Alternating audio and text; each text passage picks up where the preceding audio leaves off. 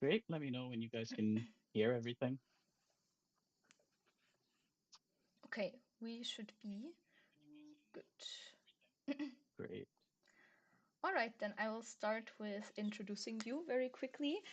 So this is the seventh Humanitarian Game Network webinar, where we'll be talking about After the Game, which is an immersive experience about structural violence at the US's external borders. We're here with Jana Stallein and Imaad Manzar. I'll introduce you quickly so we know who you are. So Imaad Manzar is the design lead and co-founder at Fantastic Foe and Spoondrift Games, where he develops both impact-driven and entertainment games. His recent project, After the Game, is an immersive experience about the challenges and structural violence faced by people on the move at the European Union's external borders.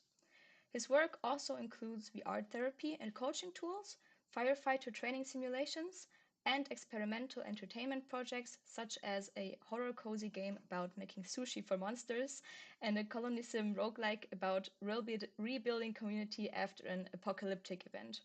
He also works as a level designer, sound designer, and creative producer, bringing a cross-disciplinary approach to the development of interactive experiences.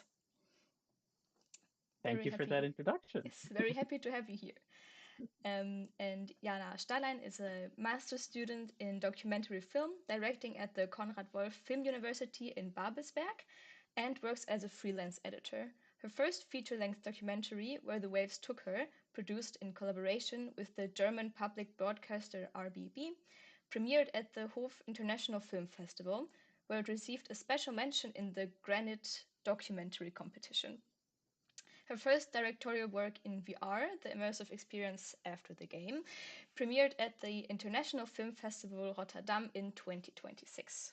As an editor, she has edited numerous short and feature films, as well as the Grimm Prize-winning historical web series Haus Kummerfeld. I hope that's pronounced correctly. As a director, she received the SI Star Young Talent Award in 2026. Thank you. Great. Yeah, thank you again for the introductions. I was going to introduce myself, but now I don't need to, and I guess so was Yana. So I think Yana, maybe you can take it away by introducing After the Game a bit. Yeah, well, first of all, thank you for having us and thank you for listening. So we're gonna talk about immersive VR experience after the game today, which talks about people on the move trying to cross EU border from Bosnia to Croatia in this case, and talking about their everyday struggles through objects. So Um, off to the trailer, I guess. Yeah, yeah. So to explain you a little bit better, we're gonna show you the trailer first, and then we're gonna dive a bit deeper into the topics.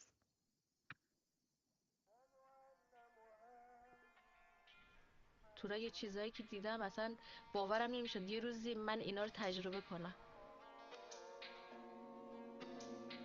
خیلی سخت بود، خیلی سخت بود.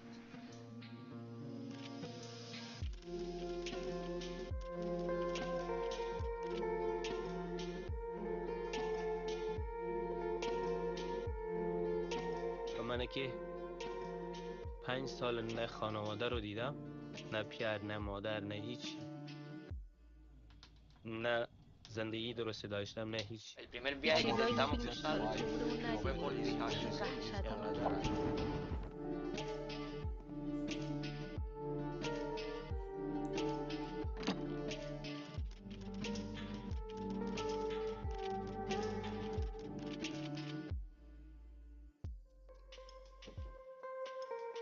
Here once lived Dee. She was 9, waiting impatiently for her 10th birthday.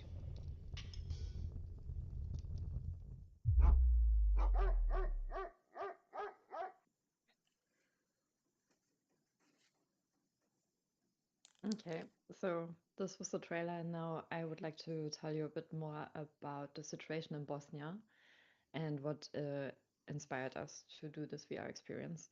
So Bosnia is bordering to the EU country Croatia and Italy as well, but here we're mainly talking about the way between Bosnia and Croatia. people are trying to cross the border mainly by foot to ask for asylum in Croatia, so in the EU. And these are mainly people from Afghanistan, for example, from Iran, Iraq, but also from Chile, lots of different countries that all do the Balkan route and then arrive in Bosnia.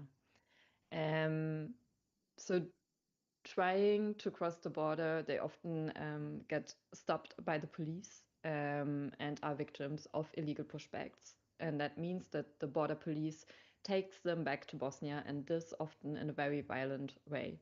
So this involves hitting, destroying phones, being pushed into the river, or chased by dogs. And a bit ironically, this is called going on game, or like doing the game. So this is why we picked up the name and called the VR experience after the game. And these people stop in squats, and they become a very important place for them. So squats are mainly unfinished buildings or abandoned houses. There are a lot of them in Bosnia still because of the war that is not so long ago. And they're not made for this purpose. So there's no governmental aid, there's no running water, no windows, no heating. But people still really make a home out of it. And it's sometimes they stay there only for one night or one day. Sometimes they stay for weeks and sometimes even for months or years. And it's mainly a temporary home because you never know when you leave if you're going to come back or not. So these places are also left behind in a very certain way that we found really interesting. So for the first time, I went to Bosnia in 2022 and I helped out a collective that is called No Name Kitchen. And they're there, even though the name would make you think that they are cooking for people, but they are mainly there to provide food that is not cooked, but so people can cook themselves. They provide wood for fires, warm clothes and shoes. But the most important work that they do is that they collect testimonies of the pushbacks, because these pushbacks are illegal. And so the organization is trying to fight for the right to ask for asylum in the EU. And when I was there for the first time, I was also helping to collect testimonies. And I was often invited into these squats, into the space where we cooked together, where we had tea together, and where we sat together and talked. And these situations were the reason for after the game, because I wanted to find a way that people could also feel the warmth in the room and listen to the same stories like I did. So yeah, that begs then the question, why virtual reality and why not just a documentary film? So a case for VR is first and foremost that it's spatial embodiment. Like Jana could go to the squat and experience this. We also want the people playing this experience to feel like what it is to be inside a squat and how people live their daily lives in these scenarios. Whereas in a film, it would be cutting from scene to scene. Here, they're embodying virtually the squat and the space within it. The second thing is, of course, that with an interactive experience, it's active versus passive. So rather than just sitting there and experiencing the information passively, you do these basic daily things like making a cup of tea and the daily tasks of people in those squats. And yeah, that then allows you to also hear their testimonies in a more active way. And most importantly, we want to protect their identities because we do not want to reproduce the visual economy of suffering. If faces can endanger people, exposure can criminalize them. We needed another form, and that's why we chose VR. So with Jana's first visit and some material, we had to figure out how is our partnership going to work. The first constraint was a limited budget, which we got from the Median Board Berlin-Brandenburg, but we didn't have enough to do something super detailed. So we were like, okay, we need to figure out an economical pipeline to be able to do this. And that had constraints and limitations. Of course, we had some technical competence in VR with firefighting training and other things, but we had to figure out, all right, how can we do this in the most efficient way? Was it going to be 360 video or photogrammetry or a combination of the two? But then we settled on photogrammetry, did some internal testing, and tested the pipeline in November 2024. And then Jana and Jonas, the cameraman, were off to Bosnia once again in December 2025. Yeah. As I already mentioned in the first visit, I already collected quite a lot of testimonies, and they are also part of the experience now. But on the second visit, the goal was more to find objects that we can place in the game and connect these then to stories. So the cameraman, a man and me, went to Bosnia again for 2 weeks.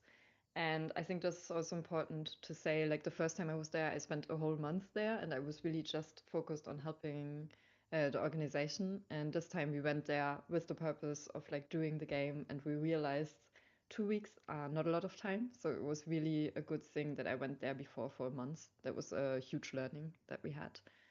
Because finding a connection to people within 2 weeks is really too little time. And what we did, first of all, was scouting for a squad that we could find to scan that room. And while we were scouting, we actually ran into two people who were just pushed back from the border. And they came to us and they were like completely wet. They were just being pushed into the river, and were about to walk back to a camp. So we were able to help them with like a bit of firewood, new clothes, and they could stay in the squad that we then later used for our VR experience. And this is a situation that really, really happens on a daily basis there. Um, and when we scanned this room the day later, we had to move really quickly because there are neighbors that are really like paying attention on what people do there. The police is constantly checking, and they really don't like people with cameras there.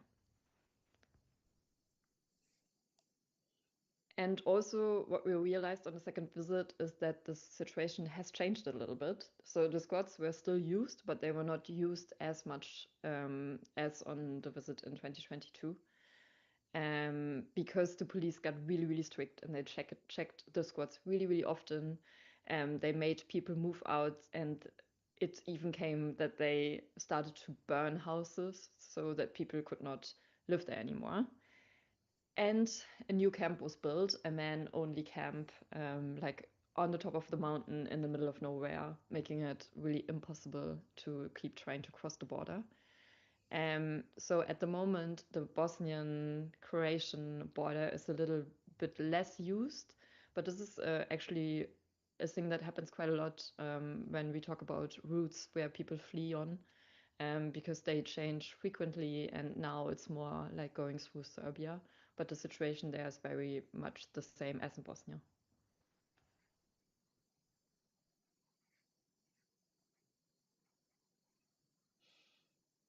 So yeah, it became evident to us that we need to document this ever-changing landscape and this moment because, yeah, things change so frequently, and I don't know how much of this will ever stay and be reported. But at the same time, we had to consider how we are going to document this and how we are going to make people experience this. So one of the first consideration was that when people hear VR, they often imagine simulation, putting the audience inside a dramatic event.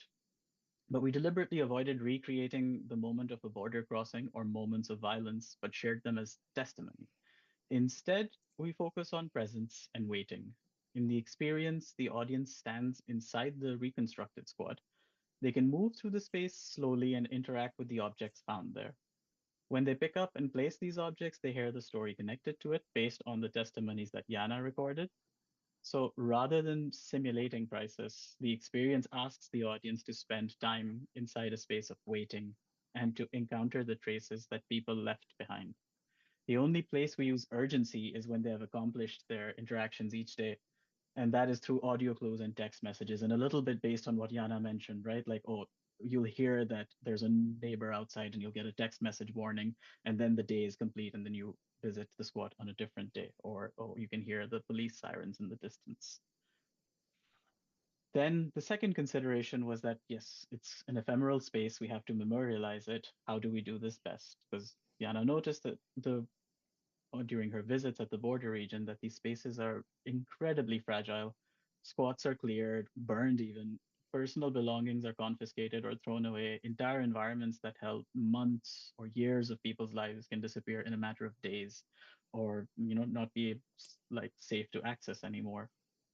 You can tell also that the people that pass through these places yearn for some sense of permanence. Like you can see them writing their names on the walls or documenting their own stories or the stories of others. For example, one story in the experience we found of this girl who traveled many countries and then eventually settled in Germany, we found written on a wall in one of these squats. So by capturing the squat through photogrammetry, we were able to preserve not just an image of the space, but its spatial memory, the arrangement of rooms, the objects, the marks left on the walls. In that sense, the project acts as a form of digital memorialization. It preserves a place that would otherwise leave almost no trace in historical record. And then this I touched on a bit previously as well, that it's important that we protect people's identities because from the beginning, that was essential to us. While we had the consent for some people to show their faces, in large, we tried to avoid this. Many refugees at the border are in a legally precarious situation, and are being visually identified could expose them to risk. The stories presented are connected to the objects then and the space, a teacup, an improvised stove, writing on the wall. This approach allows us and the audience to hear real experiences while keeping the individuals themselves anonymous. The project is therefore framed as docufiction, where the testimonies are real, the location is real, the object scans are real, but the connections, the spatial connections between the stories and the objects, those are constructed in order to protect the people who shared them. So, like the sequence of days, and it's an easier narrative to go through as well. But it allows us to preserve the emotional truth of the stories without exposing the individuals behind them. So in April 2025, by the end, we had an experience where you're a collaborator of No Name Kitchen that is visiting the squats on different days. The people have left, and you hear their stories by interacting with the objects they left behind. On the last day, all you can do is even witness their stories. At the end, there's a virtual reflection space where you can see additional footage and tie the experience back to reality. And then once this was finished, unlike the people in these situations, we had the privilege to also take a break and reflect and strategize. How are we, distributing this? What we were used to is video games where you just take it to as many events as possible, have people play test it, and build an audience that way. But this immersive experience is more like film, so we had to apply to different festivals and figure out where it would open first, and then we can take it to other places. But the question that kept lingering was, how can this be more than just memorialization? um, so we got in touch with Sebastian Hess at Kölner Spendenkonvoi. Sorry, guys, something is happening. I need to be right back. Could we pause the stream, or does it have to be continuous?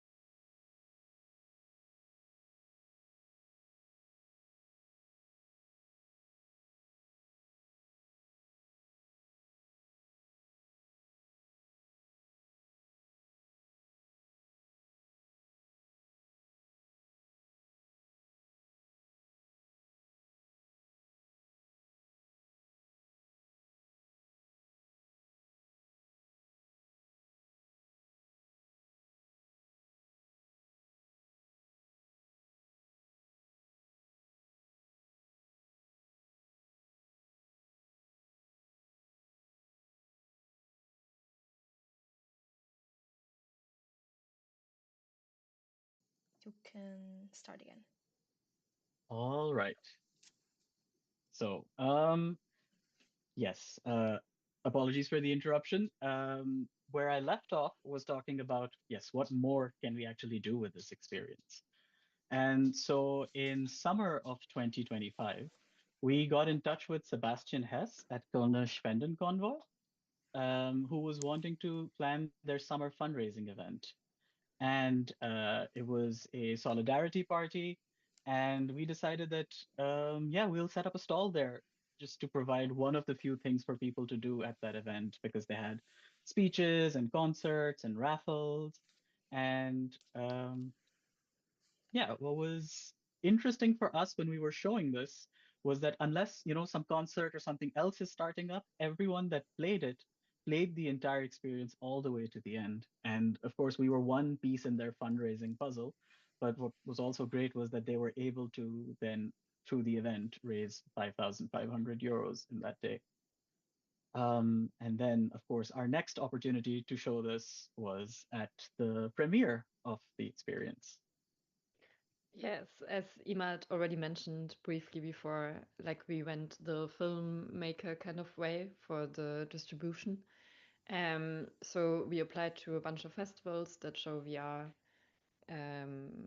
experiences, and we were able to present it in the Netherlands at the Film Festival Rotterdam, where we had 6 headsets at the same time.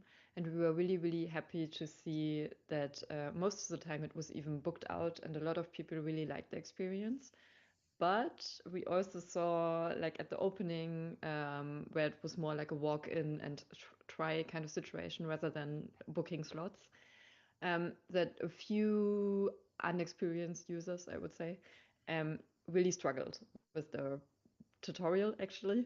So they never were able to actually play the whole, like, or start the actual game, but they were stuck in the tutorial. So this is like also a big learning, that we still need to figure out how to do the tutorial better or easier. But at the same time, for some people, it was like really, really easy and they got through it really easily. So it's really a challenge to find a balance between that. But yeah, for the next experience, we know now how we want to handle that. And now we're just waiting for more festivals, but we're also showing it at the museums at the same time. So through the film festival in Rotterdam, we had another museum in the Netherlands showing the VR experience already. There they made the same experience. Like some people went through super easy, some people had trouble at the tutorial. And what we also missed, and a big learning that we have now, is that we want to start to collect donations with like a QR code or something like this, because it's nice to kind of, if you experience the experience and you hear all the stories, it's kind of nice to have like an action that you can do after. So we want to start to yeah, put something where you can put donations. In general, what we have planned for like the financial side, is that whenever we get money from a museum or something, we split it. 1/3 goes to Fantastic Four, 1/3 goes to me and my team, as we were all students working on it, and we are not allowed to earn money while we are at the university doing a university project. It's nice to have like a little bit of outcome of it now, and then the other third is donations, either for No Name Kitchen, or I kind of like save the donations and people that contact me personally from the time in Bosnia. I can help them out. Like sometimes it's just someone wants to go to a doctor and get some medication, and then I can send them some money or like book a train to go somewhere and be able to help like really first hand with the problems that they need rather than just sending money to someone. And Yeah. also, Mhm. we're trying. Is it your turn or mine? No, Sorry. no, it's yours. It's yours. Okay, okay. I mean, if you're as excited as me, you can talk about it. So we also started to plan a new project together. because we thought it's really nice how it works with the testimonies and like moving objects. So now we would like to focus more on the situation in Germany, and like look into our own country rather than in other countries. And we would like to do a project where we talk about the refugee housing or accommodations in Germany, and do it a bit like a detective game. You will have to find out what happened in a situation, and through finding out what happened, you learn a lot about the situation of people living in camps or refugee housing, and with a focus on women, for example, or children that are living there, and like the conditions that they have to live in, which are unfortunately very shit in Germany. Yeah. And often what we get to see is the most sanitized version, like this, they'll share the cleanest version of the room or the nicest image of it. So yeah, this is our next step, but like, how do we intend on doing it? So we are considering not our like after the game, not as a one-off, but as a almost VR docufiction framework, where the first step, as Jana has already talked about, is building trust through volunteering and participating with different people who are embedded in these situations. But then, yes, collecting testimonies and scouting locations, and then using photogrammetry to memorialize the location and these objects that the stories would be tied to. Following that, crafting the experience itself, where the narrative is told through object interactions, and a virtual reflection space at the end, so where people can, try tie what they just experienced back to reality. And yeah, also this additional thing that we've found that this experience can be used for event-based fundraising. So at the Spend and Convoy or anywhere we screen it. That I think would be our front, let's say, framework in a nutshell. But if I get to geek out a bit more, we also want to improve the game loop a bit, where in the first one, it had a separate tutorial area, then you visit the squad consecutively on 4 days, and then a reflection space. Here, we would use the ephemeral space as the first place where you do basic tutorials and have some inciting incident. That would then take you to a like surreal mind palace location where what you saw as clues plus actual testimonies and maybe news articles and evidence are put together so you can contextualize the fictional part of the story with real facts and figures. And then between the mind palace, you loop back to the location on a different day and you basically keep collecting clues and evidence that expands the mind palace. At the end, then in the reflection room, you would have an exhibition of what you collected, but then also to tie it back to the actual, situation on the ground and more, behind the scenes footage, for example. So finally, yeah, what were our observations and what lessons did we learn? Like Jana mentioned, we definitely need more time to build trust and collect testimonies. Had Jana not gone there before, we would not have had enough. So maybe multiple visits to, just build trust and scout locations and find testimonies. And of course, working with embedded collaborators is essential. Like we could not have done this without the help of No Name Kitchen, and we would probably look for both institutional partners, but also other partners that are on the ground that are maybe staying in these locations or have stayed in these locations or know people that stay in these locations. And yes, as Jana mentioned already, the controls and interactions need to be as simple as possible for the widest range of audience, because we already have some ideas of how to simplify it further. But yes, we have a very wide range of people, and this should be as accessible as possible. What we also observed was once people got over that hump, the immersion was strong and they tended to really buy into the experience and try to complete it. We also would prefer a more systematic approach to measuring impact. This was our first project, right? So we just kind of did it and winged it and tried to see, okay, what all can we, expand into? But there are different tools and methods for like, measuring impact of digital media. on the person psychologically, for example, or impact in general. But finally, we saw that yes, there is an early potential for this not to just be memorialization art, but also a tool for fundraising. And I think that is something that we would like to dive into further and see, okay, how else can we partner with different institutions to use this, not just for memorialization, but also for fundraising. So thank you very much for your attention. And, based on our previous point, if you want to donate to No Name Kitchen, just go to nonamekitchen.org/donate, and you can find a few different ways to donate there. And if you have anything you want to tell us, please reach out to us at atg@fantasticpo.com. Thank you very much. Thank you. Thank you. Thank you. And I may have a little question about the impact, because you mentioned just in the last part of the presentation the impact. Mhm. But what will you consider, if you try to rationalize your initial goal on the project? What would be the best way to measure the impact of it? Is it qualitative, quantitative? I mean, what?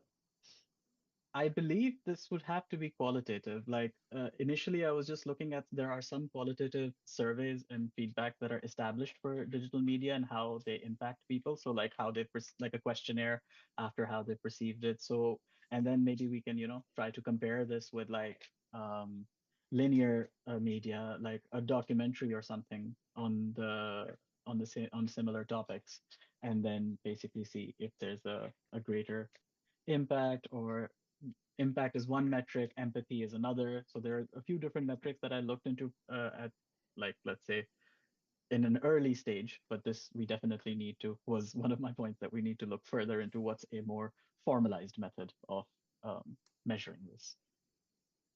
No. I don't know, Olivia, if you have questions. Perfect. I have no Okay. questions that are like coming. I want to add, what I did want to know when your second visit was, because I think you said the first one was in 2022. Maybe I missed it, but No, I didn't say it. You're completely right.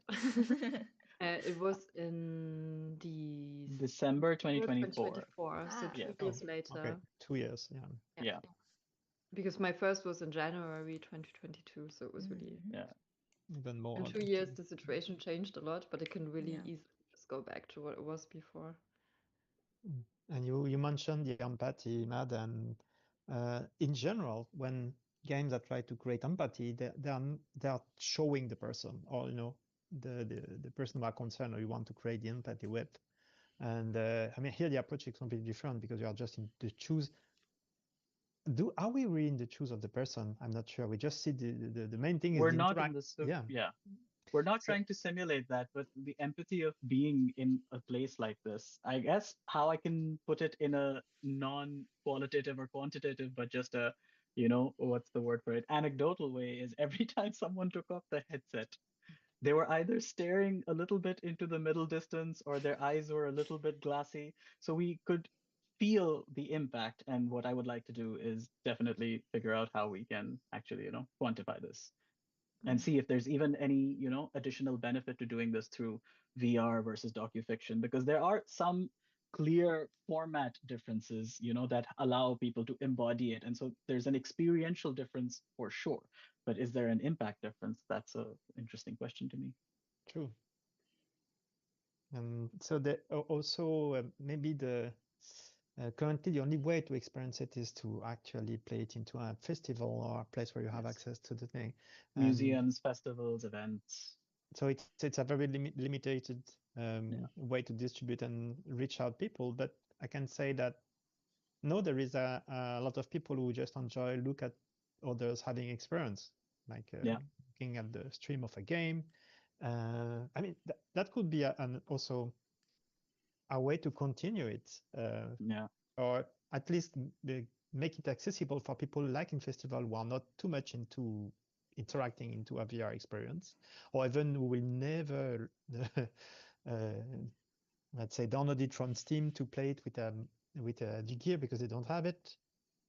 So did you think about other ways to reach out people than playing it in festival?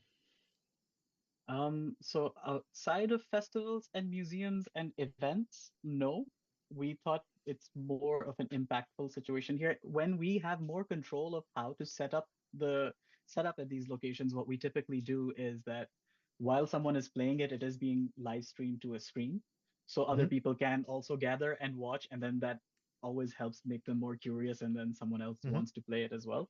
So there's that. But I do feel like some of it is lost when you're just watching a stream of the experience versus when you're in that space, because the stream, we have the full gameplay recorded, we've shared it with people as well, but it's it's not being fully transmitted. So for this kind of a project, I think it's more of the depth of experience rather than the range, because for the range there is existing media, right? There are documentaries, there are news reports and stuff, but they're very, like, they're a lot of surface level, or not necessarily surface, they can be detailed as well. They're very fact and figure oriented. There'll be an occasional case study. But at an emotional level, what we saw people reacting to this was different. Mm. Okay. But I mean, it's still able, like people can still play it at home, for example. Yeah. It's not like this is not working, but the experience is better if you are in an open space and someone is like after Yes. you took off the glasses, someone is offering you a tea and Yeah. you if you want to talk about what you just experienced. Exactly. And right now we're thinking mainly locations, but I think eventually at a certain point we will just make this available on the Meta platform, for example. Mhm. Yeah. Okay. I think I'm done with my question. Well, you know where to contact us if you have follow-up questions. Yes. Exactly. Great. Then thank you for this presentation and this great project. I hope you will have the opportunity to do a little brother or little sister of this project in the future. Mm, Looking forward to it. Yes. And thank you for having us. Thank you Of so course. much. okay, bye bye. Take care. Goodbye. Bye. Bye.